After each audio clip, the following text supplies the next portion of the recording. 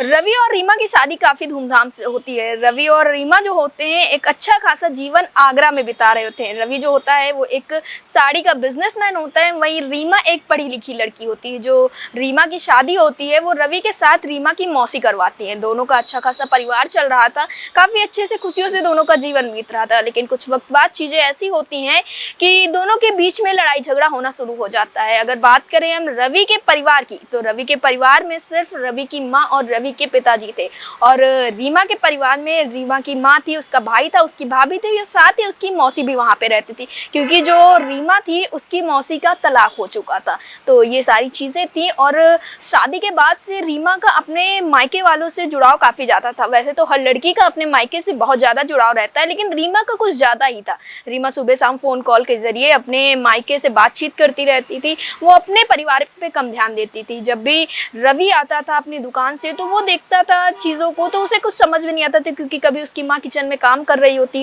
है तो कभी उसके पिताजी किचन में काम कर रहे होते, तो ये सारी चीज़ें उसे कम समझ में आती हैं। इस वजह से वो रीमा को कई बार डांटता भी है, और इस वजह से दोनों में लड़ाई झगड़ा होने लगता है। और बात करें अगर रीमा की मौसी की, तो वो लगातार रवि के खिलाफ और रवि के परिवार वालों के खिलाफ हमेशा रीमा को भड़काती रहती थी, जिस वजह से ये लड़ाई बहुत ज़्यादा बढ़ जाती है। और फिर उसके बाद रीमा घर छोड़ के चली जाती है अपने मायके। वो मायके में रहती है तो रीमा की मौसी कहती है कि ऐसे अलग अलग रहने से कोई मतलब नहीं है, मैं तुम्हारी शादी दूसरी जगह पे करवा देती हूँ, जो अंकित नाम का लड़का है उसके साथ करवा देती हूँ, वो भी काफ़ी अच्छा लड़का है, और उससे रवि से अब तुम तलाक ले लो और उससे अच्छा खासा पैसा मिलेगा, जिस पैसे से तुम्हारा गुजारा भी होता रहेगा। तो रीमा भी राजी हो जाती है इन सारी चीज़ों पे, जबकि रवि उसे बहुत ज़्यादा प्यार करता था। जब रीमा इन सारी चीज़ों पे राजी होती है तो वो तलाक के लिए कागजात भेज देती है अपने ससुराल में। जब वो रवि वो पेपर्स देखता है तो वो काफ़ी ज़्यादा परेशान होता है। फिलहाल रवि भी यही समझता है कि जब दोनों को अलग ही होना है तो क्यों ना तलाक ही ले लिया जाए, और उसके बाद दोनों का केस चलता है और दोनों का तलाक हो जाता है, जिसमें बात ये निकल कर सामने आती है कि रवि लगभग 25 लाख रुपए देगा रीमा को उसके गुजारे के लिए, क्योंकि शादी में भी जो जितना खर्चा आया था वो सारा पैसा, और रीमा के गुजारे के लिए वो उसको पैसा देगा। तो रवि सारा रुपया पैसा उसको दे देता है और रीमा अपने मायके चली जाती है। जब वो अपने मायके चली जाती है तो अपने मायके में वो कुछ दिन रहती है, और जो उसका पैसा होता है उसके घर परिवार वाले अच्छे से उसका यूज़ करते हैं, अच्छी खासी ज़िंदगी जीने लगते हैं। और उसके बाद जो रीमा होती है उसकी शादी उसकी मौसी दूसरे लड़के अंकित के साथ करवा देती है। जब अंकित के साथ उसकी शादी होती है तो कुछ महीनों तक तो वहाँ भी काफ़ी अच्छा चलता है। और बात करें अगर अंकित की, तो अंकित बेहद बदतमीज़ लड़का था। वो बस इधर उधर घूमता रहता था, कोई काम नहीं करता था, और उसने सिर्फ रीमा से इसलिए शादी की थी क्योंकि वो उससे दहेज लेना चाहता था और पैसों से ऐश करना चाहता था। और अंकित जो रीमा से शादी किया था उसकी वो पहली शादी नहीं थी, उसके पहले भी उसने कई शादियाँ कर रखी थी, और हर बार वो दहेज के पैसे लेता था और इसी तरह लड़कियों को छोड़ देता था, कभी तलाक दे देता था, तो कभी इतना मारता पीटता था कि लड़की तंग आके खुद ही उसको छोड़ देती थी। और जो शादी थी वो तो रीमा की मौसी ने करवाई थी, और इन सारी चीज़ों में जो मिली भगत थी वो उसकी मौसी की थी। उधर रीमा की जो मौसी थी उसने उसके तलाक के भी पैसे लिए थे, और जब अंकित को जो दहेज गया था उससे भी थोड़े बहुत पैसे ले लिए थे। तो इससे रीमा की जो मौसी है उसका भी अच्छा खासा गुजारा होता रहता है। और एक सीधी तौर पे बात ये करें तो अपनी बहन का और अपनी बहन की बेटी का घर बिगाड़ने का जो काम कर रही थी वो उसकी मौसी ही कर रही थी। वो दोनों की शादी करवाती है, उसके बाद जब अंकित थोड़े दिन बाद उसे मारता पीटता है तो इस चीज़ की जो शिकायत है वो रीमा अपनी मौसी से करती है। वो उसको सारी चीज़ें बताती है तो वो भी अपने हाथ खड़े कर लेती है और कहती है कि तुम्हारी शादीशुदा ज़िंदगी है, तुम देख लो क्या करना है, मैं इसमें कुछ नहीं बोल सकती क्योंकि तुम्हारा पति पत्नी का मामला है। तो रीमा कहती है आपने मेरा रवि के साथ झगड़ा करवाया, क्योंकि तब तक रीमा को बहुत सारी चीज़ें समझ आ चुकी थी। रीमा को पता लग गया था कि अब जो उसके और रवि के बीच में दरार पड़ी थी वो उसकी मौसी और उसके परिवार वालों के बीच में पड़ी थी। और साथ ही जब अंकित से दूर होकर रीमा अपने मायके जाती तो उसके मायके वाले भी रखने के लिए उसको मना कर देते हैं, क्योंकि अंकित से वो तलाक लेके तो गई नहीं थी तो उसे कुछ रुपया पैसा भी नहीं मिला था, वो ऐसे खाली हाथ गई थी। और जब उसका रवि के साथ तलाक हुआ था तब वो पैसे लेके आई थी, तो कुछ दिनों तक तो अच्छा चला था उसका, लेकिन जब अंकित से वो दूर हुई तो उसके पास कोई भी पैसे नहीं थे। तो इस वजह से उसके भाई भाभी भी इसको साथ रखने के लिए मना कर देते हैं। और बात करें अगर उसके माँ बाप की, तो उनका इतना जोर नहीं था क्योंकि वो बूढ़े हो चुके थे, तो उनके घर पे उनके भाई भाभी की ही चलती थी। तो रीमा अब एकदम बेघर हो गई थी और जब वो अंकित से मिलने जाती है तो अंकित भी उसे तलाक देने के लिए कह देता है।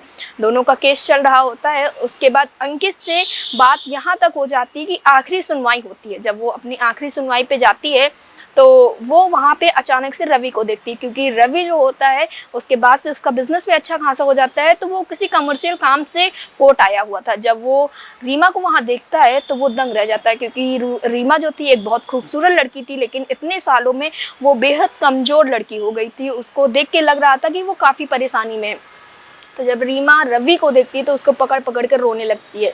रवि भी उससे पूछता है क्या हुआ है। पहले तो वो उसको ठीक से पहचान ही नहीं पाता है, लेकिन कहीं ना कहीं इतने वक्त साथ रहे थे तो दोनों एक दूसरे को पहचानते हैं।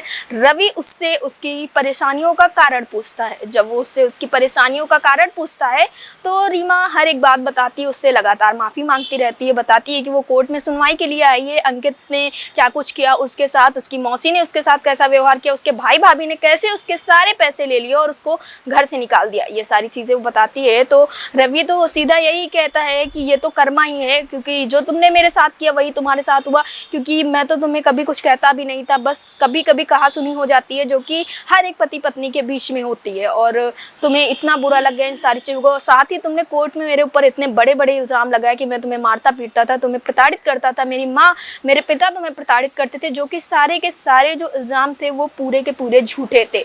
तो इन सारी चीज़ों पे रीमा जो होती है वो काफ़ी ज़्यादा शर्मिंदा होती है। वो लगातार उससे माफ़ी मांगती रहती है।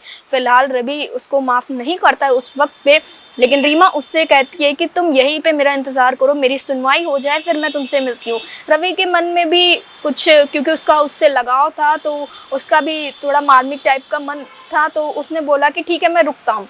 वहाँ पे रवि रुका हुआ था। उसके बाद जब रीमा आती है तो उसको एक और डेट मिलती है। तो अगली डेट के लिए वो बताती है कि अब मुझे दूसरी तारीख मिल गई है, अभी हमारा तलाक नहीं हो पाया है। तो ये सारी चीज़ें होती हैं और उसके बाद वो माफ़ी मांगती रहती है, बार बार माफ़ी मांगती है, लेकिन रवि उसे माफ़ नहीं करता है। और जब अगली डेट पे फिर आते हैं वो लोग, तो रवि फिर उसी दिन वहाँ पे आया हुआ होता है, क्योंकि इस बीच में रीमा और रवि की थोड़ी बहुत फ़ोन कॉल के ज़रिए बात होती रहती थी और टेक्स्ट के ज़रिए होती रहती थी। तो जब रवि उससे दोबारा मिलने आता है, जब उसकी आखिरी सुनवाई होती है, तो उस दिन उसका तलाक हो जाता है। और अंकित के पास इतने पैसे नहीं थे कि वो रीमा को पैसे दे या कुछ भी करे, बस कोर्ट में उन दोनों को अलग कर दिया जाता है और दोनों का तलाक हो जाता है। उसके बाद से रवि जो होता है वो रीमा से मिलता है। रीमा काफ़ी माफ़ी मांगती है, उससे बार बार कहती है कि उसे अपनी गलतियों का बहुत पश्चाताप है, वो इन सारी चीज़ों को भुलाकर एक नई ज़िंदगी शुरू करना चाहती है। और रवि भी बताता है कि उसकी अभी तक शादी नहीं हुई, क्योंकि वो एक बार धोखा खा चुका था, दोबारा उसे भरोसा नहीं हो रहा था कि वो कैसे इन चीज़ों से निकलेगा, और दोबारा वो किसी लड़की पे भरोसा नहीं करना चाहता था। इस वजह से उसने अभी तक शादी नहीं की थी और उसके माँ बाप भी बूढ़े हो रहे थे।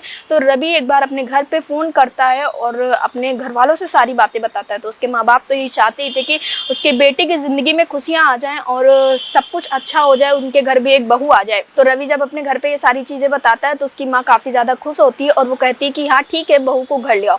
और जो रीमा होती है वो काफ़ी शर्मिंदा होती है, उसे समझ नहीं आ रहा था कि वो घर जाके कैसे अपने परिवार वालों से नज़रें मिलाएगी। वो घर जाती है अपना, और उसके जो ससुराल वाले होते हैं उसका काफ़ी अच्छे से स्वागत करते हैं और 2-3 दिन तक काफ़ी अच्छी चीज़ें होती हैं। और इस बीच में जब उसकी मौसी उसे फिर दोबारा फ़ोन कॉल करती हैं तो वो साफ तौर पे बात करने के लिए मना कर देती, क्योंकि वो कहती है कि जिस औरत ने मेरा घर तोड़ दिया, एक अच्छे इंसान को मेरी नज़रों में इतना बुरा बना दिया, मेरे सास ससुर जो मुझे माँ बाप की तरह प्यार करते थे उनको इतना बुरा बना दिया, और कोर्ट में इतनी सारी तरीके से मैंने उन्हें जलील किया, इस वजह से वो काफ़ी पश्चाताप कर रही थी और उसे अपने किए पे काफ़ी शर्मिंदगी भी महसूस हो रही थी। वो अपनी मौसी से बात करने के लिए मना कर देती है। उधर अंकित से भी उसके सारे रिश्ते नाते टूट जाते हैं और वो अपने मायके वालों से सारे रिश्ते नाते तोड़ देती है। और उसके बाद से वो पलट के अपने मायके की तरफ देखती भी नहीं है, वो सीधे यही कह देती है कि मुझे नहीं पता कि मेरे मायके वाले भी थे, और अपनी ज़िंदगी पूरी अच्छी तरीके से रवि के साथ निभाती है। और थोड़े ही दिन बाद सब कुछ बहुत सही हो जाता है। उसके ससुराल वाले भी उसको काफ़ी ज़्यादा प्यार करने लगते हैं और पुरानी बातों को भूलकर रवि और रीमा की ज़िंदगी एक नए मोड़ पे आती है, जिसमें सिर्फ खुशियाँ और खुशियाँ ही होती हैं।